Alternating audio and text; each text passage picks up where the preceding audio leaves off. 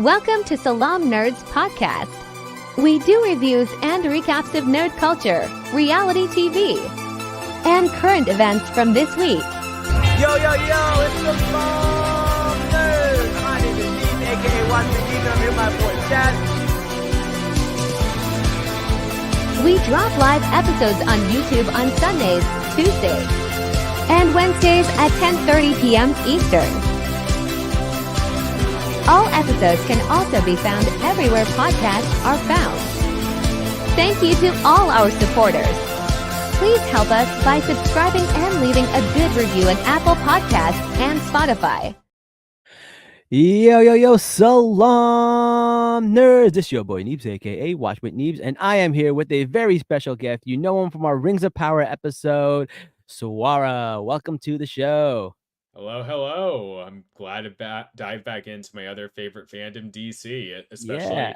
I'm just going to say it, like, Penguin is one of my favorite superheroes, or like, was this superhero series, or like DC comic series ever. And I love a lot of them. So this is just like continuing the great tradition of DC TV series. DC TV is just like, bar none, it's the best. It is, especially the first seasons of like even the shows that then tend to like wear off a little bit, like Arrow and Flash. They get like really bad in the last few seasons, but in the first few seasons, they're solid.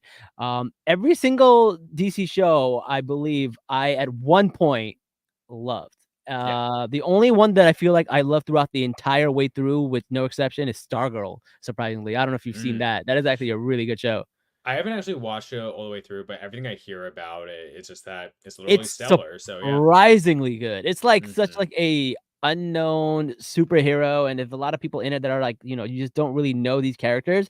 Just the storytelling is good, and it's like 2 seasons, wraps everything up super nicely, and just ends it. It's perfect. It's really good. And the Joker, the Penguin, is also something that I think is just gonna wrap everything up really nicely, because every episode makes us feel so satisfied, and that's what I really love this show. There's not a lot of shows that like every episode you're just like, damn, that is a satisfying ending. And you know, this is how I if you allow me to bash on the MCU again. Let's do it. That's what's like sucks about so many of these MCU series, including at their conclusion, in which you're not left satisfied, in which, oh, it's tying into something else, or the end of this episode ties into the next episode, or the end of this series, oh, we're gonna tease what happens in the next project. It's just like, it's so tiring. And often the answers, I mean, you and I might disagree a bit on this, but like from Miss Marvel to the Marvels, it sucked. I hated like the fact that they basically gave no answers of where Kamala's powers actually come from, and just sorry, I don't mean to go on that tirade, but the whole like connected universe, at least of the MCU, is falling apart under its own shoulders. There are certain projects, you know, that are good here and there. I hear people are really enjoying Agatha and whatnot. I'm hearing that too. Yeah, and it's just like, but they're backdoors trailers to like other series. Exactly. And instead, just focus on telling a good show in and of itself, like they're doing here with the Penguin.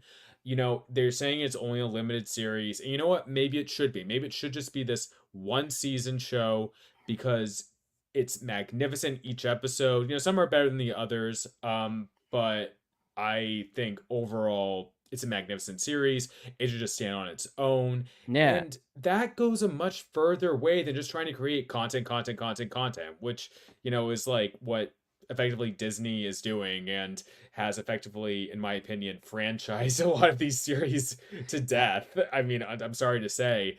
I hope that DC doesn't go the same way. I don't think it is. I feel like James Gunn, he has a more qualitative approach to what they're doing in a really good way, not in the way that Star Wars is doing, in which like, hey, we're gonna announce like, you know, movie years in advance, and then we're losing our writer, like the Rey movie lost its writer the other day. Good luck for Charmin Obaid-Chinoy. She's amazing, and she and Daisy Ridley deserve the best in like the film they're trying to make. But yeah, because it's Star Wars under Disney, I don't have a lot of hope. I'm sorry to say. Yeah, no, I agree. But I do really love the way they tell this conclusive story, and it makes people want more. Like, people want us. The thing is, I know they say it's a limited series, but man, it's getting great reviews. It's getting great ratings. It's going to be hard to tell them, no, this is a one-time thing. You know, there is an opportunity to do this again, but with other villains. And I'm Yeah. just like, damn, to tell like villain origin stories without Batman actually in it and pull it off is a feat in itself. 1000%. And it's like you were saying in previous episodes of this podcast that it's Gotham that is the main character, the Yeah. main breathing, living character in its society, its various elements that Batman is a key part in, but isn't all of. And that's why you've had other comic series for Catwoman, for other Batman villains, and other various Gotham characters, because it's such a rich, dynamic world onto itself. And the Penguin encapsulates that really magnificently, and I'm so excited for this episode we're going to talk about. Yeah, I made sure to bring you on for this episode because I know you really want to talk about it. But before we talk about this episode, I do want to say some of you guys might notice Jazz is not here. Unfortunately, Jazz will not be back. He says he's off the show indefinitely. I don't know what that means at the moment, but he is going through a lot of rough times right now. He's had a death in the family. We love Jazz. We're sending him good wishes. Obviously, whenever he feels the strength to come back, we'll love to have him back. We'll probably finish up the Penguin. We'll finish up Love Is Blind, and we'll finish up the Bachelor, and then we'll probably go on hiatus, and then we'll probably come back maybe January. So this may be one of the last series we do for a little bit, and then hopefully we'll come back, hopefully with Jazz. But if you guys follow him on any social media, send him some good vibes. I'm sure he could use it. All Yeah, right. just inna Allahi wa inna ilayhi raji'un. Deepest condolences to Jazz and his family, and yeah. I mean. All right, let's dive into the Penguin. All right. So what I really love about this episode is that in the last episode, we saw what was happening in Victor's point of view. And in this side, we actually see the Penguin and Sophia's point of view. And I had no idea that Maroni's wife Nadia spills the bean about the Penguin killing Alberto Falcone and working with him. Because when Victor crashes the car into that, you have no idea what they were talking about. You have no idea what was happening. Were you surprised, or do you think that the charade was going to go on a little bit longer with the Penguin? Oh, so yeah, she exposed to Sophia that Yep. Penguin was Oz working with them, and he yeah, killed her brother.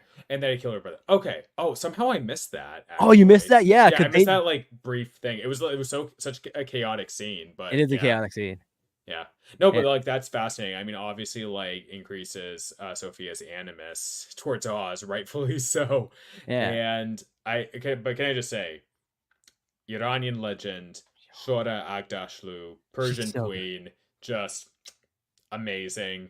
You know, I got to interview her for Assassin's Creed Mirage last year. No And way. yeah, and she is wonderful to speak to. She was so kind about me, knowing that I'm Kurdish, and like she Yeah, was so kind about the Kurdish language, just obviously relate to Farsi.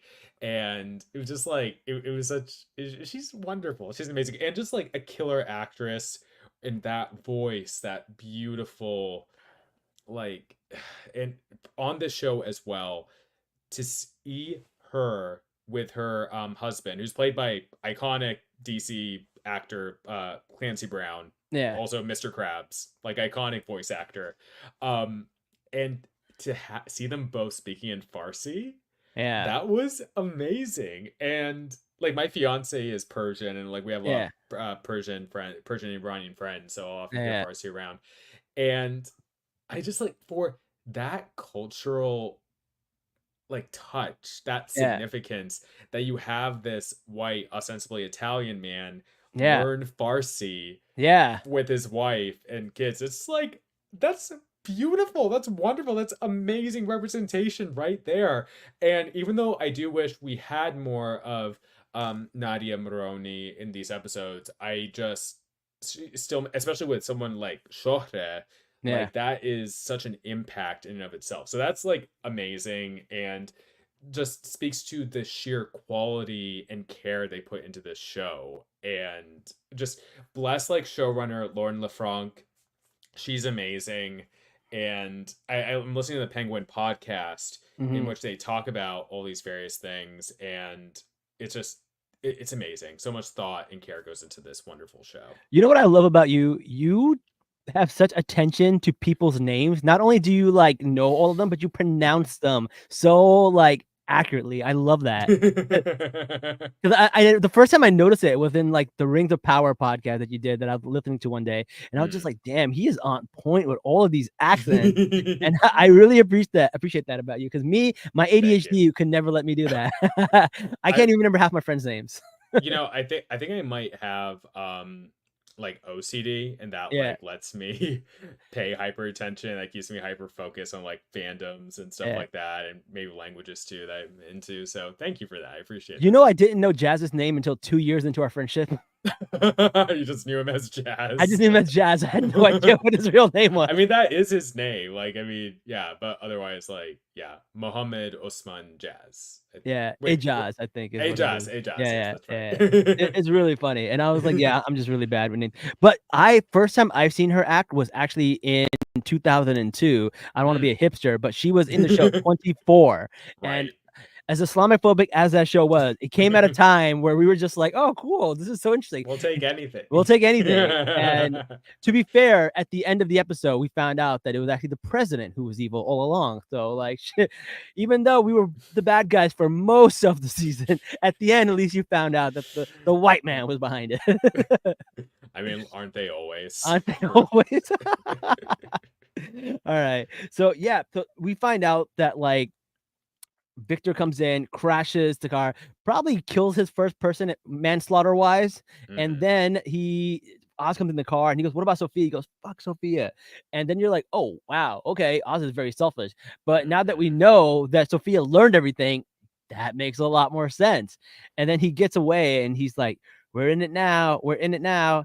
And we leave the scene and then we go into a flashback. Mhm. And the flashback is so interesting because the entire lighting changes, where it's like Gotham is all dark and broody and there's disasters and it's dirty. We see these rich people at a charity event and it's like light colors and it's daytime and it's really nice. And Sophia's at a charity and the charity is in the name of her mother. And as she's leaving, a reporter comes up to her and starts talking to her about these debts. And something about these debts really bothers her. And she starts, looking into it. And that's the beginning of her demise, essentially. What Mhm. were your thoughts about this flashback episode? So I actually feel like I need to say first and foremost, like that was kind of I mean, I love this episode. This is my favorite episode by far. Yeah. But it was kind of a dumb move by that reporter to like immediately ask the daughter of the Just crime just bum rush the lord, daughter of the just crime bum lord. rush the daughter. Like, you don't think that's gonna get back to the dad somehow? You don't think you could be a Yeah. little more subtle about this? But maybe it was just like she was just a super novice reporter and she didn't understand the real gravity of what she's getting into. Unfortunately, Sophia became a victim of that. And Right. yeah, just Kristen Milioti, the way she's able to play so innocent, because she is a Yeah. sheltered daughter of this quote unquote businessman, just trying Yeah. to do her best and like impress her family and her dad specifically.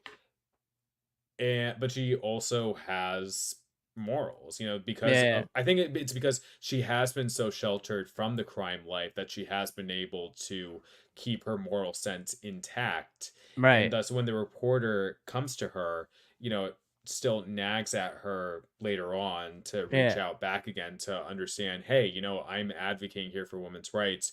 What can I actually do substantively to help prevent another murder Right. of one of these worker women. So yeah, Kristen Milioti, she's just brilliant. I really also really enjoyed her scenes with Oz in the chauffeur car, and you see like there's a genuine friendship there. There There is. is, yeah, and she again, like she's probably not quite as high and mighty above the help as like others in her family might be, but still, she is like a sheltered rich girl. And Yeah. when Oz like presses a little further, when Oz presses her about the report specifically, like she balks at him, and that probably helped influence his own decision to go to her dad and rat on her. Yeah, because she does like him because she does say things to him as in like when she's talking to him, she was like, "Hey, listen, I know this is a shitty job. I know this is you want to do something better." But she was like, "Listen, we're both stuck here. At least you got a dick. That means you can move up. I'm not gonna be able to." And then when her brother calls him the Penguin, which is the first time we hear someone call him the Mm, Penguin, she goes, "Don't call him that." She defended him, and mm-hmm. we later see that like he ends up changing his suit, and she comes in and she goes, "Nice suit." So she's like doing everything nice to this guy. And then Oswald ends up betraying her, essentially. And Oswald, you can see this is a place where like Oswald is looking out for himself. But they have this conversation and he just admits to her, "Hey, I don't regret what I did to you. I don't. Because to you, it's like, hey, this is the most I could ever do, and it's not that much. But to me, a guy like me, this is a lot. Now that I have my own club and then I have my own drug ring, I never imagined someone like me could have something like this. So to me, it's a lot." And he told her that he didn't regret it. And it was a really interesting thing, like where their friendship separated and where they are and where they're trying to meet again. And it all blows up when Nadia comes in and let Sophia know everything that happened. So I think it's very, Mm-hmm. very interesting. What did you think about her father um, sending her up and setting her up? And that's just father of the year. Oh my god. I just it's like, in the scene in which she confronts him, I was like on the edge of my seat. I knew this wasn't going to end well. You could see the fear, the shakiness in Kristen Miliotti's performance, and how threatening this was. And this was the moment when this daughter of a powerful family, she stepped out of line. She had, the lab of luxury. She had everything supposedly anyone could want in terms of having this privilege and having this comfort, but still with a moral backbone and knowing, just by and large, whether you're a crime boss or not, rich families tend to get there, especially if you're a billionaire, for Yeah. instance. They get there not through good deeds, just period, overall.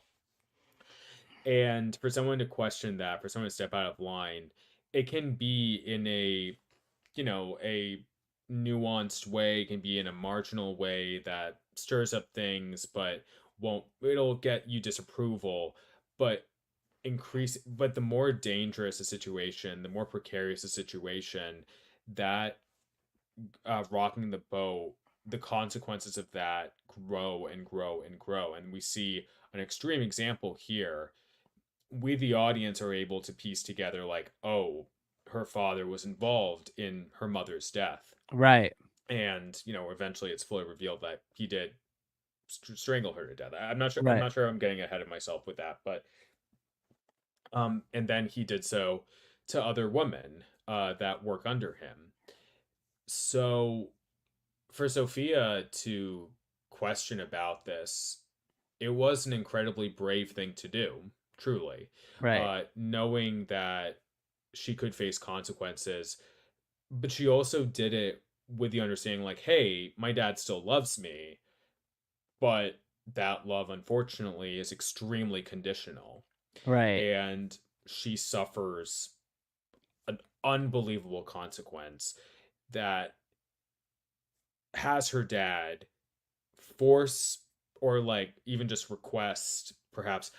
I would imagine like the rest of her family members would have faced some sort of threat from him if they didn't do this, if they didn't Yeah, they supply all had handwritten to testimonies. write Yeah. testimonies to get her locked up, and she confronts them about that at the end of this episode, which I found like Hmm. really, really interesting. And she's like, Hmm. nobody except for her brother actually came to visit her or help her. Yeah, maybe it's because, like, you know um the Falcone, he wouldn't admonish his only son. Right. This is still a very patriarchal society. Right. And, can I just say, they're, I would say, Italians, and especially Southern Italians, and, you might assume the Falcones are Sicilian. I don't know the history of their comics history that well, But they are of the spicy white variety that has, stuff in common with us other Mediterranean brown people. Mhm. So it's like, obviously, like, I don't know of any, like, Kurdish, it's just this sort of thing going on, but it's just like, I can still see, like, semblances of the dynamics, Right. which is, again, part of why, Italian mob, movies and TV shows are so popular. Yeah. But yeah, like when this happens to her, you just see, again, and this is paramount to Kristen Miliotti's performance, just increasingly loses her grasp on the reality she knew, Right. understandably, when everything is upended under her simply because she asked questions, because she dared to ask Right. questions. The thing that I liked about her acting is that you could tell she doesn't want to press this, but she has like an itch that she can't scratch, and that Yes. was because of the memory of her mother being strangled and her Mhm. finding her mom and something not matching up, things not adding up, and you could tell something was like, I shouldn't be doing this. I should leave it alone, but she just couldn't. Yeah. Yeah, because again, she has like genuine moral compunctions, and that's what makes Sophia Falcone such a brilliant, multi-layered, nuanced character that you kind of are rooting for throughout the show, even She's though the it's called closest The thing we have. Penguin. She's the closest thing we have to a hero in the show because everyone Mhm. sucks. Yes. Everyone sucks. Yeah. She just sucks the least, I guess. Well, that's the other thing though. Like at the end of this, literally it's a decade. She spends a decade in Arkham and she thinks it's only going to be 6 months at first. Yeah. And no, her family has thrown her completely under the bus. Yeah. They use her as a scapegoat to cover Yeah. up these murders. Yep. That's what's so horrifying. The thing she was inquiring about, she gets locked up for. She gets And the experiments, the electrodes, get beaten up by yeah, prisoners, like, this is that'll the other change thing. it. This is the other thing.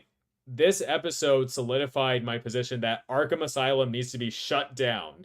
Fuck Arkham Asylum. It is terrible. It's Yeah. just like, it is of no good use for the residents of Gotham. It is not a rehabilitation center. It's a revolving door where villains like escape all the time. Just like, no, no more Arkham.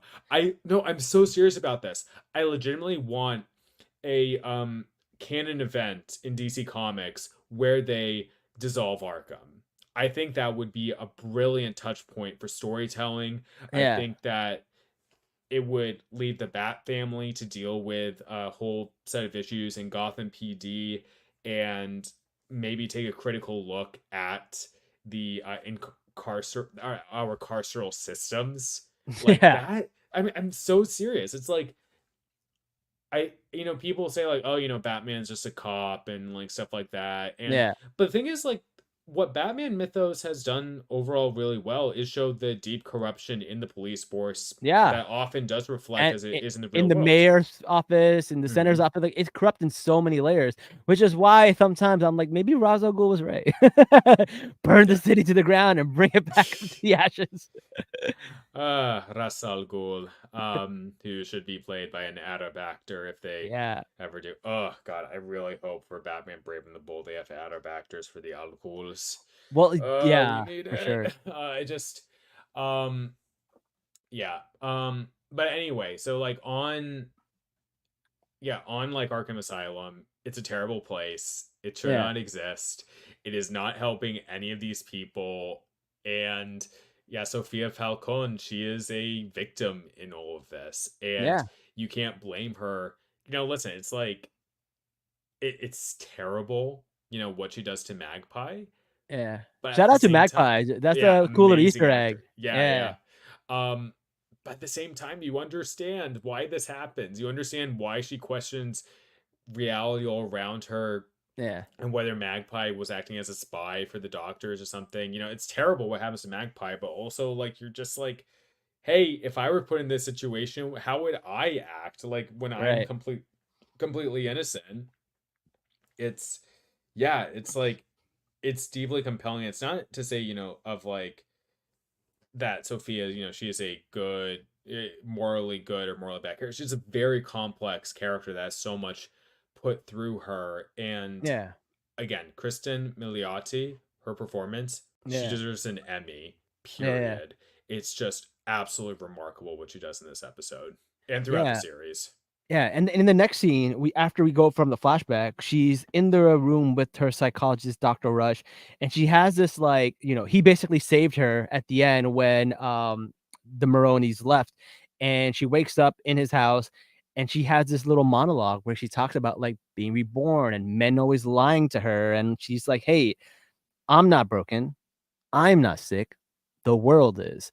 And then she has her little like she's reborn into a new person. And the next time we see her, she's in that yellow dress. She goes to the dinner, and that's where she has like one of the most epic scenes I've ever seen in an HBO series where Mhm. she sets up, she does this little speech with everybody saying, "Hey, the last time I met you guys and I saw you guys, it was 10 years ago at my dad's birthday. What happened then? Interesting, right?" And then she's also while she does that, she's also, you know, putting chicken nuggets in her mouth and trying to make the little kid like her, which would be interesting later on because she takes the little kid away later Mhm. on to save her. So you see this moral code of her. She's like, "Hey, all these Yeah. people betrayed me. I'm going to kill them.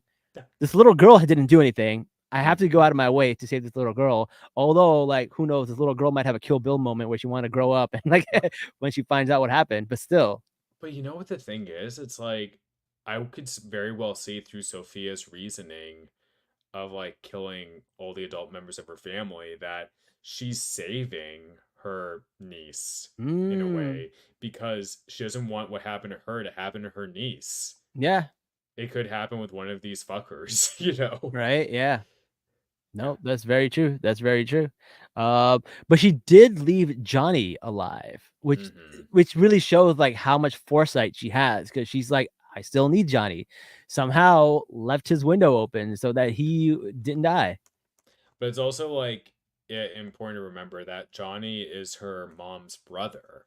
Mm, So there might be something at play there that we'll yeah, her see mom's later cousin, on. I think, is what he Oh, said. her mom's cousin. Okay, yeah, Yeah, probably, and but he probably. was the one that introduced them. But I don't think we find that out yet. I think we find that out in the next episode. Right, right. Yeah, Yeah. but yeah, I agree. But she leaves him alive, and we see in the next episode what she does with them.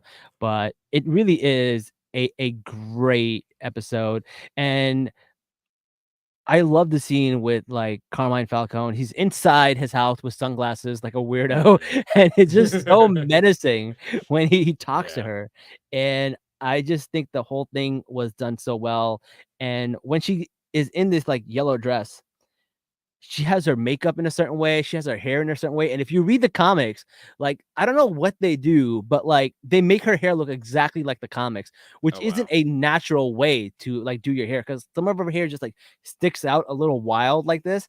It Mhm. looks just like Sophia Falcone in the comics, and I'm just like, I can't believe they did that. It just looks so realistic, Mhm. and, the makeup team, like, they basically gave her, almost like a superhero outfit. She had Yeah. like new makeup, new hair, and a new dress, and that's her like battle armor. And I She's thought that scene was reborn. really cool. But she's reborn. I thought Yeah. that scene was really, really cool. It's de- That's what's so great about this show mhm. and others like it that have particularly come from DC TV.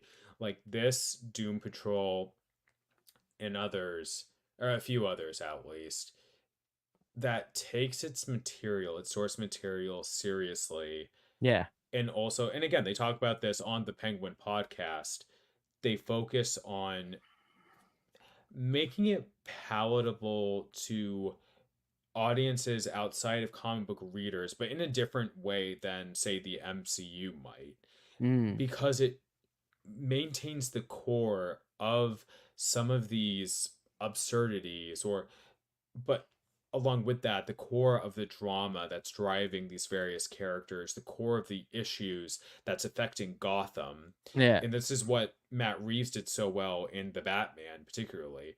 I remember, I'm not going to name names, but I remember seeing some people complain in the run up to the Batman saying, oh, why doesn't Catwoman look like this, more like her comic book counterpart? And I'm just like reading this, I'm thinking, this is technically an origin story, right? And that Yeah, she'll probably develop more into looking more like regular Catwoman. right. And this is what a good superhero film typically does.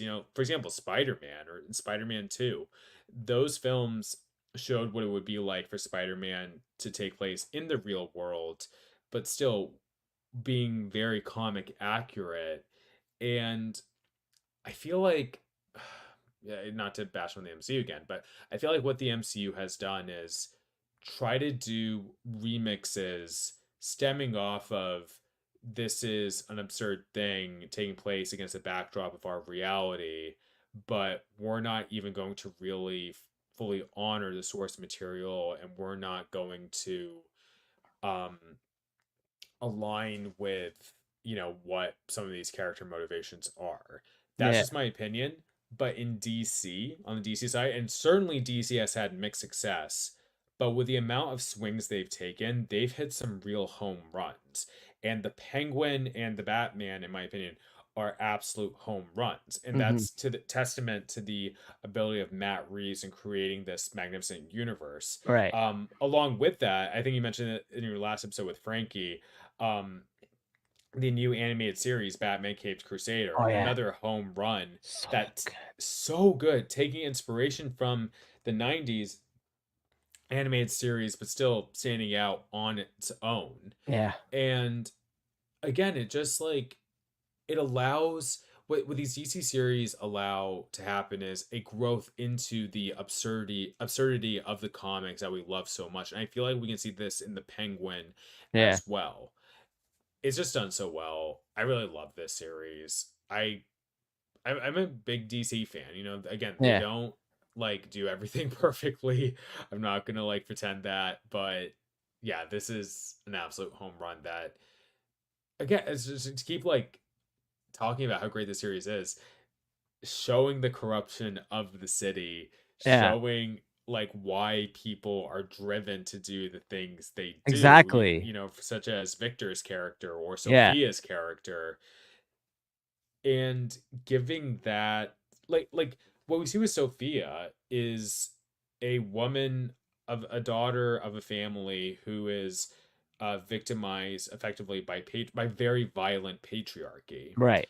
There's another Jordanian series called on Netflix. It's called Al Rawabi School for Girls, Hmm. that explores how young high school girls weaponize the patriarchy against each other. And it's Mm, fascinating. And again, I think that speaks to how we can talk about and analyze these issues in our communities in a really compelling and nuanced way. So I yeah. think that they do that here with the Penguin very well. All right, The that's the thing, end of my no, things. Go. I totally agree with you. To add to that, like one of the things that I really enjoy about the Penguin is that yes, it's a comic book story, but if you take out the comic book Hmm. elements of the story, it still works. It Yes. still works as a show. And that's one of the things that I think made the first Joker successful. Because if you Hmm. removed any reference to Joker and Batman, it's still a good movie. It doesn't need anything. It's like it feels like, hey, we're gonna write a good story, and the fact that they're comic book characters is the sprinkles on top of a really good story, right? It's the sprinkles on top of the sundae, and it just makes it that much more exciting. But in Marvel's defense, they also are like, hey, we're not afraid to make a comic book movie. It's like, Deadpool and Wolverine, it's fun, it's exciting. I wouldn't say it's a great movie, but like it's good for what it is, right? Sure. And I feel like there's room for both. There's room enough for Hmm. both things. And that's one of the criticisms that people have with like the old X-Men movie. It's like they were too afraid to be comic book movies, like having the Hmm. leather jackets and trying to be as little like the comics as possible. And I don't think and I think DC has a happy medium where they're not trying to not be like the comics, but they're also like, not trying to be too campy. And I really enjoy that about this show. It finds the right mix. And I feel like that's really hard to do for a lot of people. Yeah, it finds the right balance.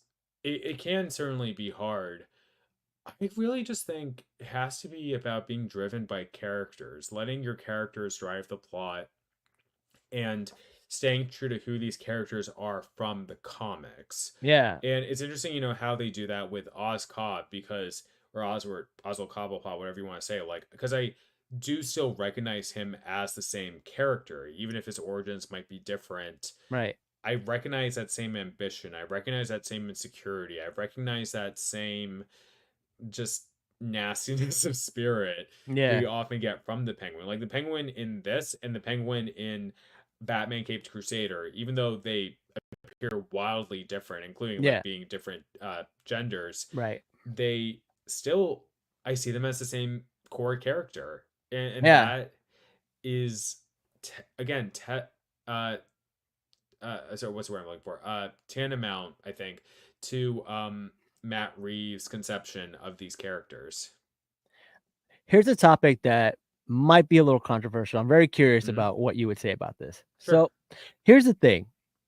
Usually, when people have a TV show and a movie comes out, like let's say The Acolyte or She-Hulk, if people don't like it, the first thing they do is they blame women and minorities and saying Yeah. that's why this show is bad. That's why this show is woke and it's not that great. The Penguin has also have some race bending in this Mhm. show, and they've also had a lot of characters of color who are unknown characters, which is similar to what The Acolyte did. No one's complaining about this show, and it's really interesting that, like, stuff like that doesn't bother people in the DC universe as much as it does in Marvel and Disney, and I don't know if it's Mm. because of Disney has that, perception of, like, they're trying to be woke and DC doesn't, but I find that very interesting because I don't see as many people upset about, like, you know, casting these people of color in the DC movies as Or I women. do, Yeah, or women, yeah, specifically or with women. Sophia Falcone here, yeah. And it's really interesting to me. And is it because the movies are more realistic and more violent? So the more violent you make the movie or show, the less people notice the race swapping and the gender swapping. Because even The Boys does so much of that to Mm. the point where like it wasn't even obvious to people that it was a woke show until like the fourth season. But people just don't seem to notice with some shows. And then in some shows, they look for any little thing they can find to complain about that stuff.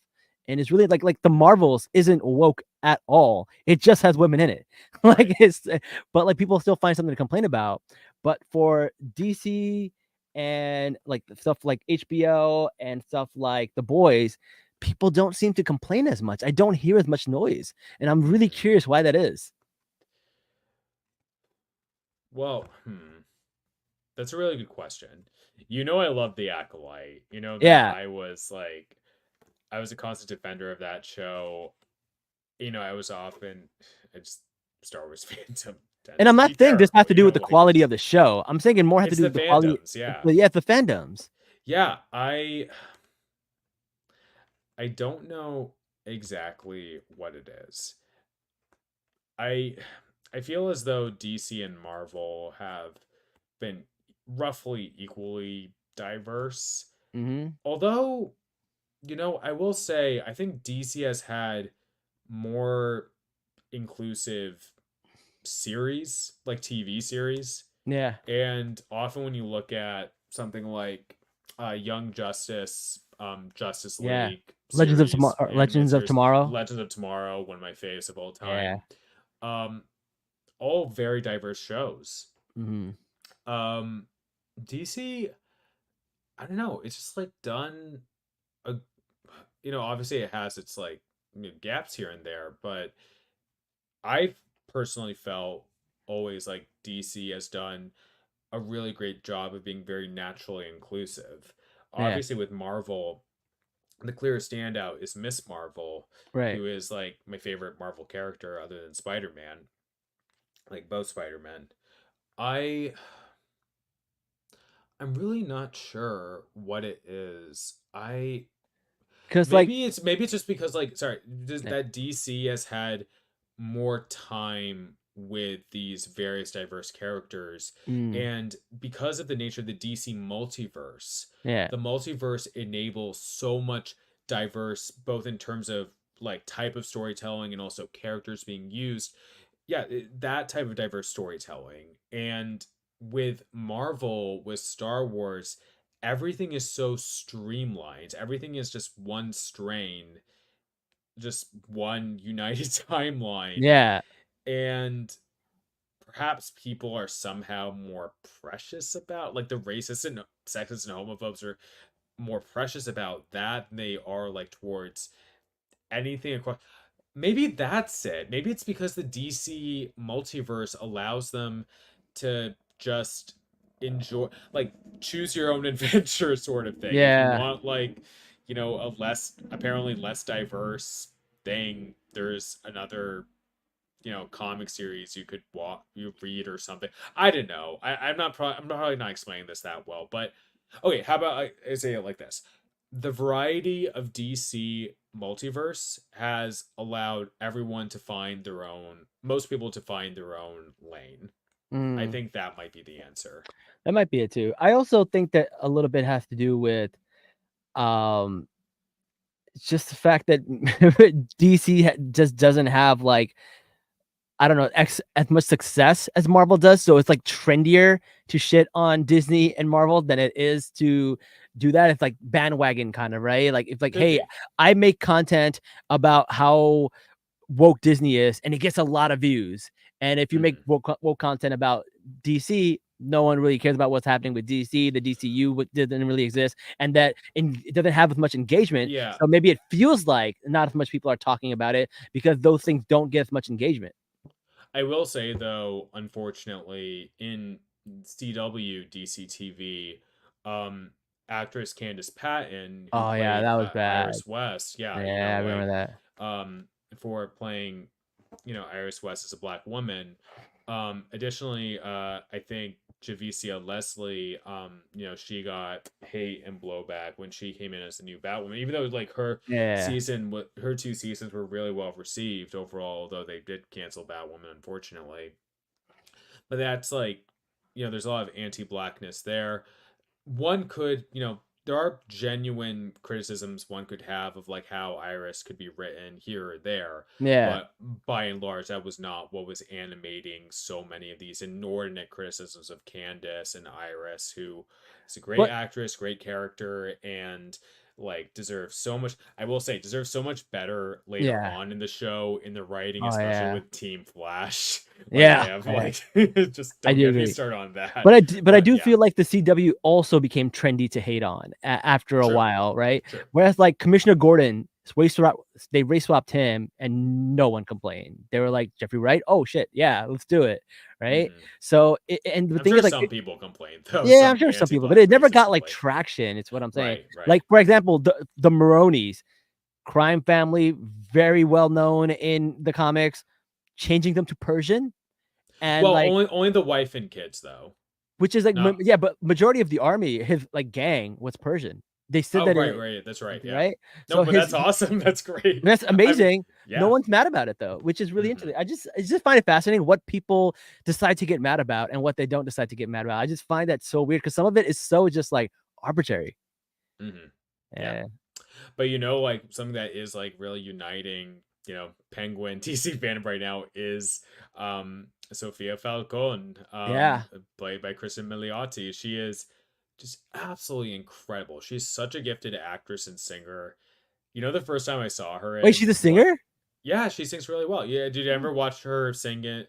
Hear her sing in How I Met Your Mother? I have seen her in How I Met Your Mother. I don't remember a singing episode. Yeah, she sings La Vie en Rose at one point with the Ah. ukulele, like really sadly. It's like really cool. Um, she deserved way better in that series at the I hope I end. hope she gets a better ending in this one than that. Yeah, like here's the thing. I could very much see a scenario. The show still is the Penguin. It's not Yeah, Sophia Falcone. right. I really don't want her to die or be killed Well, by Oz. I heard a rumor. Unfortunately, I yeah. heard a rumor she's going to be in the Batman too. Yes, Yeah. yes. Oh my god, yes, but also like spoiler for the end of this season because we I don't know. know who's Well, making it. well, it's a rumor, so we don't know if it's true. If it was I true, hope it's true. I hope it's true yeah, because I want more. Like, I bet they knew as they were shooting the show. Oh, we've struck absolute gold with yeah. Kristen here. We need to have her in Well, more Matt stuff. Reeves is in all of the behind the scenes like Right. clips, so he definitely knows what's going on here. Oh my god, that makes me so excited. Yeah. Yes, we need her as like. Oh my god, she's But the just like Penguin, I think the Penguin had the better chance of dying because interesting. Colin Farrell says he does not like wearing the makeup, so he has no desire to come back as a Penguin. Well, I mean, if he wants this to like be his like last hurrah, Yeah, it's a great hurrah to go out on. I hope it's not because he's so fantastic in this but role. he's so good in this role, He's man. so good, so good. And like the thing is, like I know it's problematic with it technically being a bat suit and like also the nose, Yeah, prosthetic nose, which I've complained about in media. But the thing is, like it's just like so good. Like the quality of the craft is so good here. yeah. I can barely complain. It's amazing, and I just like. But again, Kristen Milioti, I she's an incredible actress.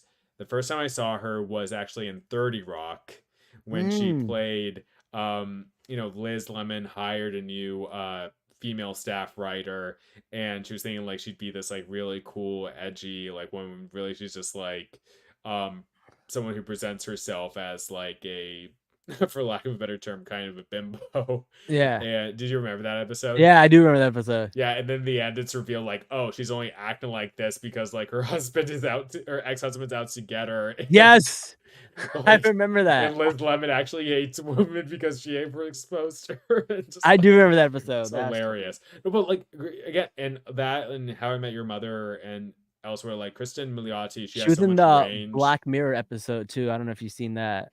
I need to watch. I should watch Black Mirror. Yeah, I Yeah. know. Black Mirror is one of those shows where you don't feel good about yourself after you Oh, watch it. really? Oh, It okay. feels icky after you watch it. It's a good show, but you Good to definitely know. feel a little icky after you watch it. I know she has another series on HBO that I want to watch after Yeah. this, or maybe even during this, because like she's just such a good actress, and again, like she's Italian American, want to support the spicy whites. Listen, I do feel like everyone is like bringing their A game in this show. They're treating this show like it's Hmm. their House of the Dragon because it's Totally. freaking incredible. Like Colin Farrell, Victor, like there's no one I could say that's not doing a good job, right? Even Johnny Yeah. B, like everyone I feel like is just killing it in this show. So I this might be one of the first like I don't know how many TV shows have won Emmys that are comic book related, but this may be the first one if there hasn't been I already. really hope it does, especially Yeah. for its acting and writing and directing, not just for for special effects or visual Yeah. effects, which obviously are great in and of themselves, but the quality of the storytelling and acting and directing is so fucking good. Lauren LaFranc and her team have done such an incredible That's job, the other and they thing. deserve. Yeah, Even the people behind the scenes, like directors and showrunners, they're women. No one's yeah. complaining about it. Like it's so fascinating to me.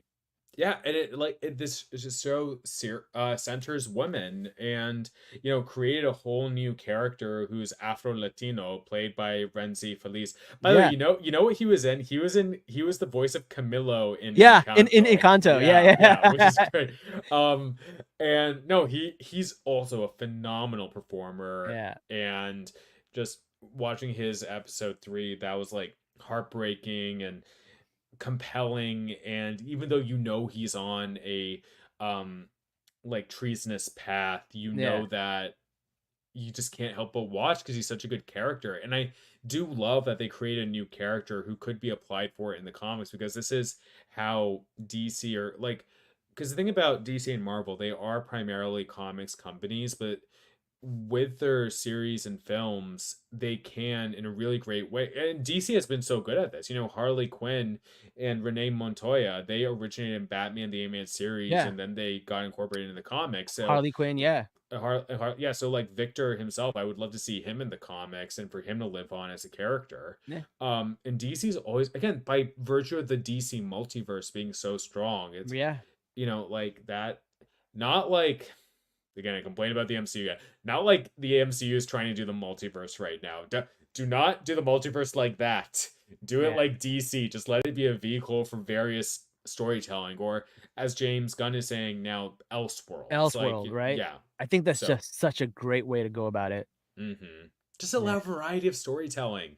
Yeah. Audiences love it. Just pick and choose your own adventure. Yeah. The thing that I really like about like the Matt Reeves universe is that like the Batman was a thriller. It was like Seven, just happens to have Batman characters.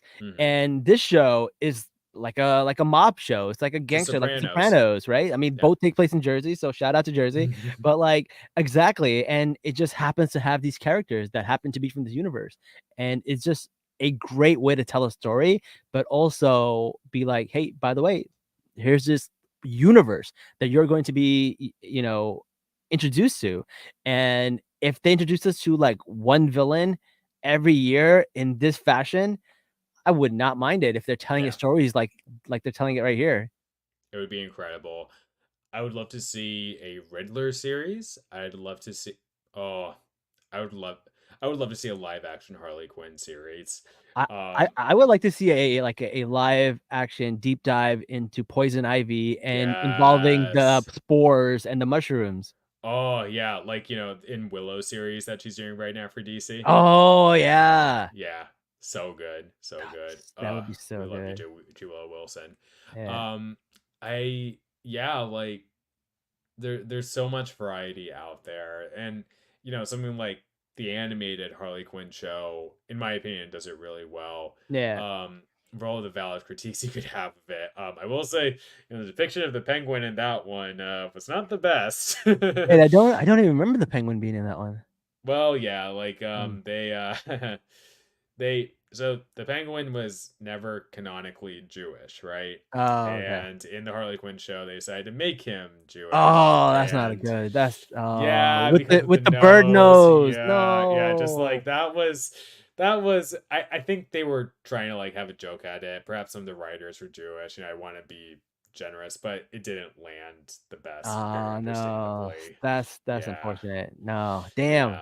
I mean, that show does have this like moment. I thought Kite Man had this thing, took a random ass character, made a funny show Yeah. out of it.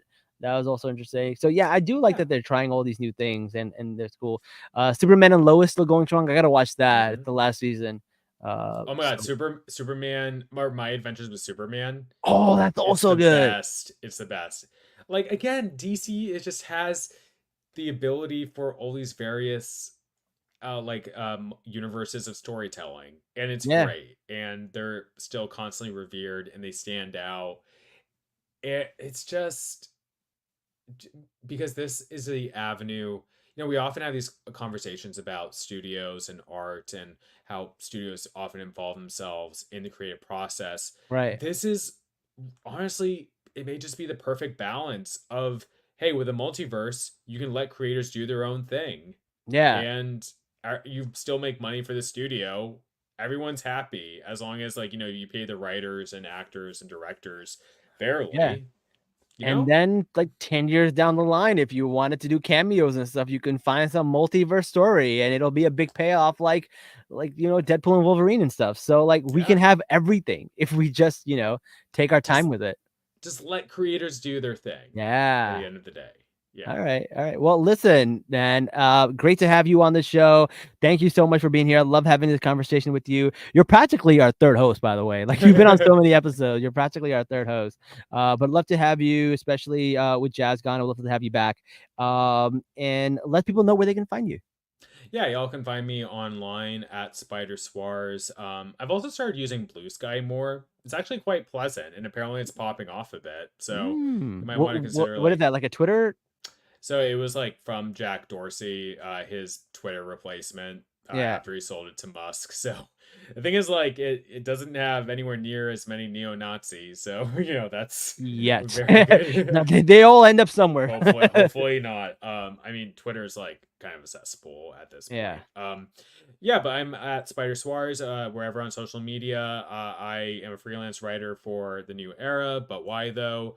I have a couple of pieces coming out for the New Arab very soon, both of which have to do with Palestine. So please keep an eye out for those. those, and you can find me on my podcast, The Middle Geeks, on the Nerds of Color Podcast Network, where we are two Middle East North African fans, and we discuss anything and everything in MENA, or as we're saying more, West Asian, North African, or SWANA media. So check us out there. Awesome. Well, thank you so much, guys. And don't forget to like, share, comment, and subscribe. By the way, we're having a special. We have exclusive New York City Comic Con's One Piece lanyard. So if you write us a good review, take a screen cap of it, send it to salamnerdspodcast@gmail.com. We will send you a free lanyard. So give us a good review. It helps the algorithm and it helps us out. So thank you guys for joining us. And until next time, guys, Salaam nerds.